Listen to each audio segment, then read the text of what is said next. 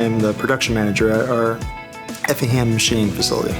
I try to direct all of our resources into the most efficient way of making sure that we maintain a high productivity and that we meet our customer demands.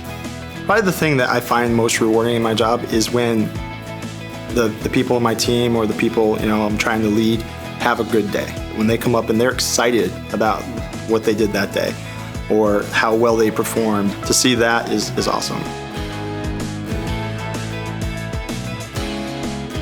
We create a strong team and we work together and get rid of all the things that are just distractions.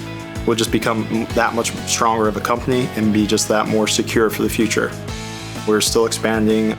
We're investing in the future of the company. We want people to know that it can be a generational type company, knowing that we are committed to making a high quality product and that we put forth our best effort to do that.